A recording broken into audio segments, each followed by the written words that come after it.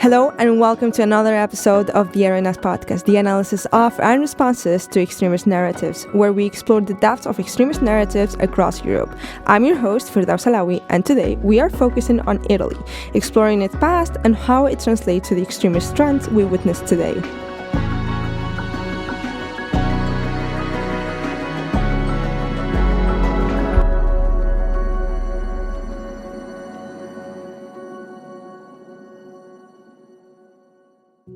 The Italian Republic is the third most populous member state of the European Union, with nearly 60 million citizens.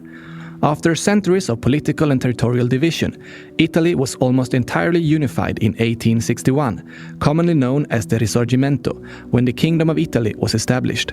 However, the last unification took place during the First World War, which Italy participated in on the side of the Allies.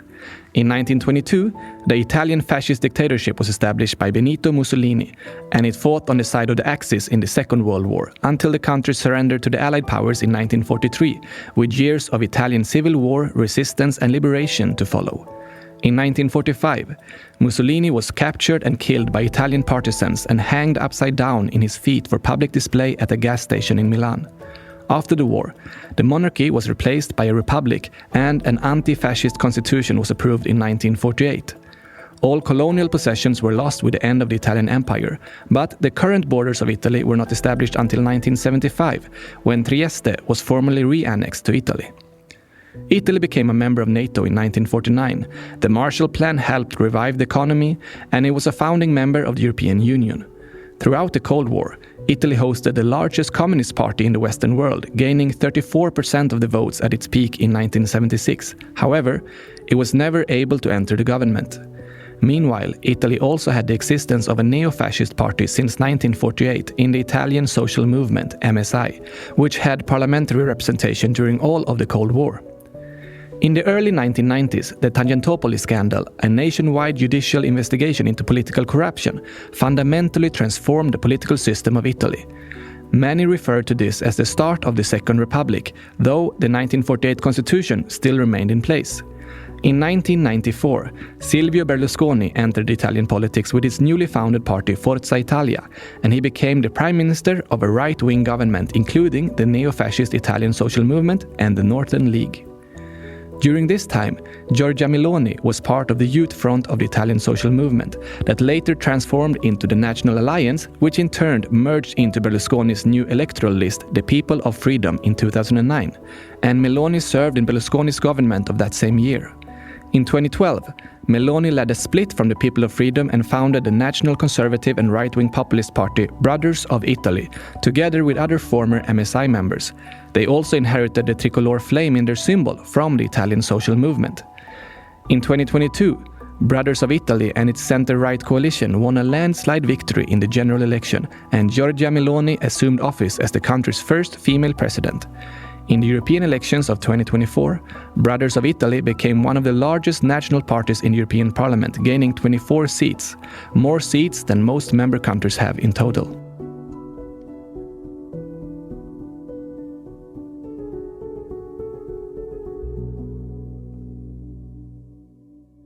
We are joined today by Stephen Forti, professor and historian from the Autonomous University of Barcelona. Thank you so much for being here, Stephen. It's a pleasure. The pleasure is all mine. So before we start, I want to talk about your work first. You're a historian focused on fascism, populism, and some of your works I want to highlight too. You have been working on Extremist Right 2.0 in 2021, right? And then you also worked on myths and stories of the extreme right.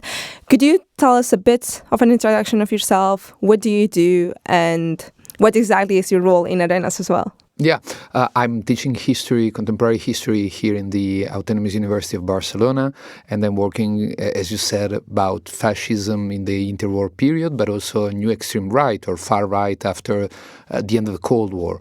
In Arena's project, I'm the leader of the WP3 that is linked to and studied the historical roots and the circulation of extremist narratives in the political and the mediatic sphere in the last century. Mm-hmm. So you work a bit on all the countries as well, right? So you focus on Italy, but in Arenas, like you're overseeing the different countries. Well, try to organize the work with a lot of amazing, historian, political scientists from Slovenia, from France, from Poland, Hungary, and Finland, and Spain and Italy too. So try to organize this work and try to understand also the links between the narratives in the different countries in the last century. Well, in this season, we have seen and we will continue seeing the different similarities as well as differences between all the countries. So let's start by analyzing Italy and see like how is it similar or different again to other European countries. So before we go in depth, I would like to start the discussion with the historical context of Italy's national identity. We know that Italy is quite a relative young nation, with the Risorgimento and the unification process of 1861, for example, being like a focus point. It's also where fascism was invented, and as we know, there was a 20-year dictatorship.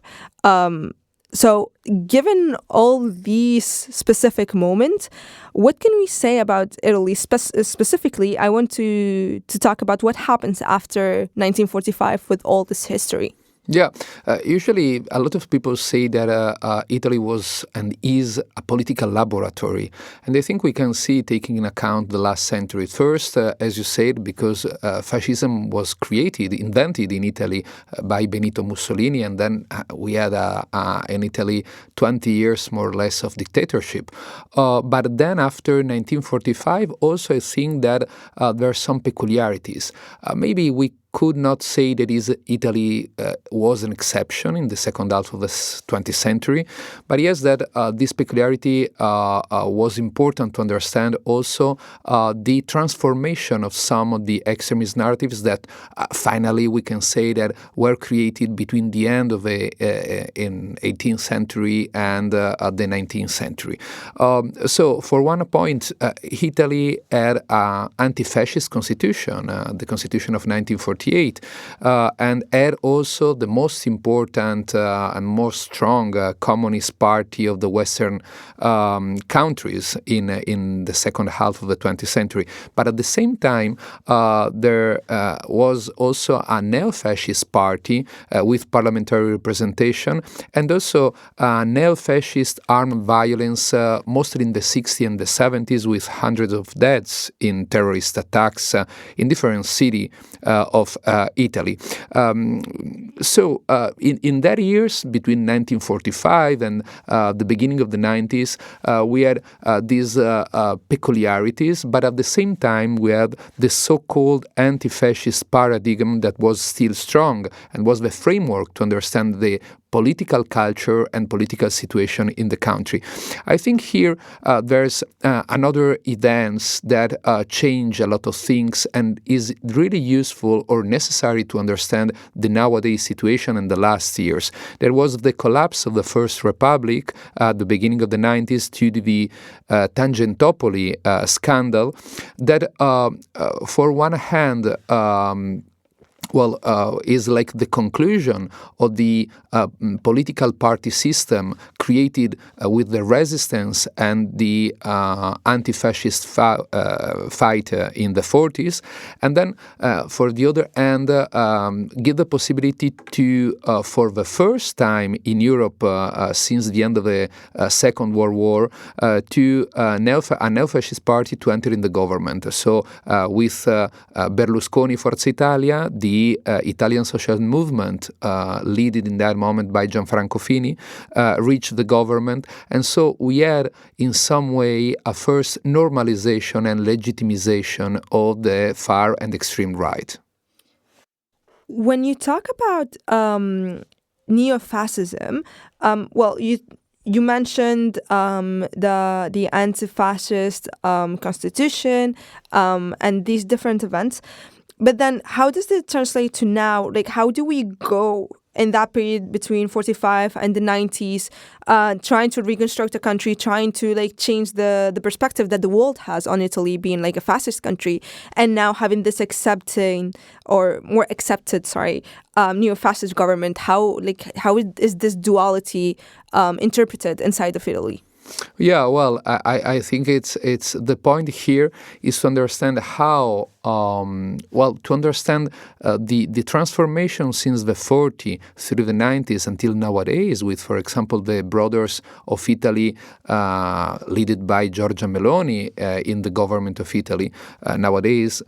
So we should understand this normalization process of the extreme right, and at the same time the trivialization of fascism. So the use and abuse of history is really important to understand also the political transformation. So I think here that what is interesting is, for example, understand the meta-narratives, that is the one of that we can call between Italian pride and Italy first. That means like a mix of nationalism and their responsibility for the crimes committed during the colonialism, but also the fascist dictatorship in Italy and in other territories in Europe, that finally show, I think, that Italy didn't come to terms with its past using, for example, some myths. The myth of the Italiani brava gente, so Italian good people, and that it links to another myth that is good Italians versus bad Germans.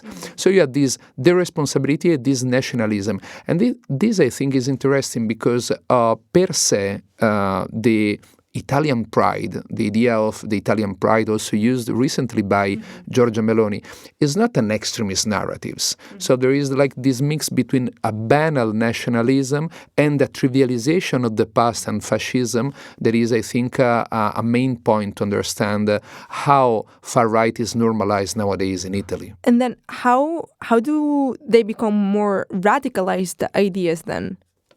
Yeah, I think that we should take in account also the reinvention of vocabulary and languages that not only the extreme right or neo-fascist, but also the mainstream right in some way. They work on that in the last 30 years. We can put like as a near crucial 1994 when Berlusconi created the first government with Gianfranco Fini and Umberto Bossi of the Northern League. So there is we can say like a so-called renewal of a reactionary and fascist tradition. And as a visual example, I think we can also see the flame in the logo of Brothers of Italy. That is the ancient flame of the Italian social movement, the neo-fascist party of the First Republic, that supposedly arise from the grave of Mussolini. So from the 90s, we can see that the ghettoization of the fascists and neo-fascists of the First Republic come to an end.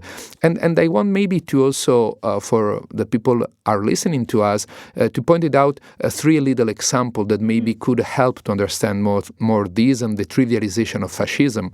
The idea that Mussolini, for example, also did good things is something that is quite widespread among the population. Like that Mussolini did public works, created public works, the house construction, the trains running on time. And so finally we have like that the totalitarian character of the fascist regime is denied completely. And so this trivialization. But also, for example, think that 21 years ago, 2003, Berlusconi declared to a British newspaper that Mussolini never killed anyone. Mussolini sent people into confinement on holidays. No? So you have this trivialization that is not like a reivindication, explicit reivindication of fascism, but is like to destroy finally the anti-fascist paradigm that was in the basis of the Republic and the Constitution. And the last example, I think more recent, to close this consideration, is that the nowadays president of the Senate, Ignazio La Russa, of the Brothers of Italy party, claimed to have a bust of Mussolini in his house with any problem, or that we can see in the streets of Rome or Milan, around 1,000 or more than 1,000 neo-fascist militants of Casa Pound, in that case, that could march doing like the Roman salute in the middle of the streets. It's curious that you say this, because I would have thought, like in other European cases, that they would nitpick the different elements of the fascist narratives to their advantage, while leaving the others like kind of like in the shadows, not talking about them. But like you mentioned that like they openly like even praise Mussolini for some things. Why and how do they do this, in the sense of like, why don't they just take this quote unquote glorious past and forget about the rest and not mention it at all? Well, there's the two things, and I think also here depends about who we are talking about. So there's a neo-fascist group that they are minoritarian, that they explicitly, as Casa Pound or Forza Nuova, revendicated fascism. But then you have Brothers of Italy that don't present themselves as neo-fascist or fascist, but they don't condemn never fascism. And so they are like the new kind of extreme and far right nowadays in all of the Western country, that like present themselves as conservative, or like that represent like the ideas that we can find in the streets between people, but finally they continue like to like a dog whistle politics for some part of the electorate to say something that could be linked also to the glorification of the past, to the nationalist rhetoric that or the anti-communism that fascism did 1 century ago. In fact, I want to take on that anti-communism. So it also seems to be a clear link to fascism in the 1920s. How is this narrative used in the far right in Italy today, especially considering the strong presence of the Italian Communist Party during the Cold War era? Yeah, well, I think that another time is useful to understand the importance of Berlusconi here, because Berlusconi was not a far-right leader, and he was in the past linked to neo-fascist, but permit that some of these kind of narratives became more mainstream, and so was not only defended in the ghetto of people that considered themselves neo-fascist until the 90s, for example. In 2005, when he was prime minister in Italy, Berlusconi declared that, and I quote, "If the left were to go into the government, the result would be misery, terror, and death, as happens in all places where communists rule." We can see that a center-left party was presented in the 21st century as a Stalinism. And nowadays, there's like an updating, but there is something similar. Maybe Giorgia Meloni or Matteo Salvini, they don't talk about communism. They don't use this term, but they use the same narratives talking about cultural Marxism or progressism. For example, in her autobiography, Meloni in 2021, so a few years ago, talks more about the left or, and I quote, "the liberal and globalist thought that denies the role and value of identity as communism did during the 20th century." So there is this trivialization of fascism, the updating on some old narratives, for example, the pride to be Italian or the Italy first in a more radical way, and also, as you asked me before, the anti-communism. And also this is linked to use and abuse of history. Mm-hmm. When it comes to, again, anti-communism rather communism or Marxism, does it happen the same as, for example, in Germany, where the target has changed, where before communists were, the narratives you have said are the same, but before communists were something else, and now we can attribute it to, for example, I don't know, climate change activists or gender rights activists, etc. Does it happen the same way in Italy? Sí, exactly, more or less, yes, with some peculiarities maybe, but yeah, I think it's a transnational dynamics in that way. And in the use of history, so again, some narrative in the past versus in the present. Do you have any examples in the case of Italy? Yeah, in the case of anti-communists, I think that there's minimum three interesting examples. One is the criminalization of the partisans that fight against fascism and Nazism during the Second World War. There's also important not only declaration of politicians and so on, but also like mainstream books, like bestseller as Il Sangue dei Vinti of journalist Giampaolo Pansa, where more or less the idea is that also the partisan killed other Italians and wanted to establish a communist dictatorship. So there is like this criminalization against who fought in that moment for freedom and democracy against a totalitarian regime. But also then you can find the so-called Foibe massacres, the mass killing in deportation at the end of the Second World War II in the borders between the nowadays Italy and Slovenia or Croatia, committed by Titoist, Yugoslavian partisan. They are now presented as killed because they were Italians. But really it's not like that, because they were killed mostly because they were fascist or they participated or the war crimes committed by Italian fascists against Yugoslavian population during years. And here also we can see also mass culture products, as a TV movie in 2005 called Il Cuore nel Pozzo, that offer this kind of abuse and reuse of history. And the last one that is linked also to the present is the massacre that the Nazi Wehrmacht committed and Italian Social Republic, neo-fascist republic, committed against anti-fascists and Jews in Rome. More than 300 people killed in March 1945 in the Ardeatine pits.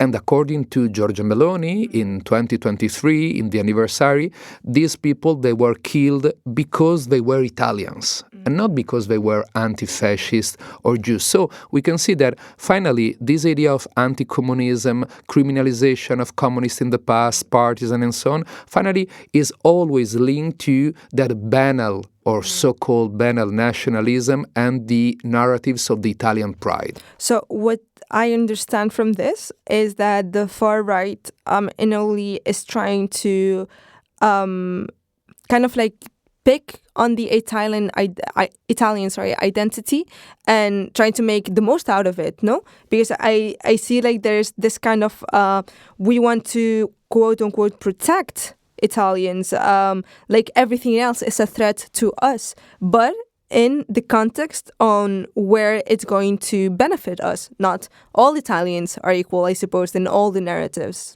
Exactly, yeah. It is like that, yeah. And let's talk as well about Italians, but in terms of gender as well. So, in the focus of anti-gender politics in Italy, we know that like the influence of the Vatican is quite strong, and there seems to be kind of a paradox where anti-gender campaigns were not even needed to stop laws due to the Vatican's power. Yet, these campaigns have become more visible in the public sphere in very recent years.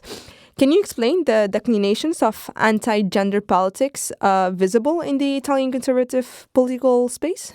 Yeah, I think it's a very interesting point. According to some scholars, for example, Italy is another time a laboratory of that, a laboratory of the relationship between not only the far right and more radical conservative groups in society and in the political sphere, but also more traditional social conservatism and also a sector of Catholicism. So this relationship started a lot of years ago, since minimum the 90s, if you want, and beginning of the 21st century.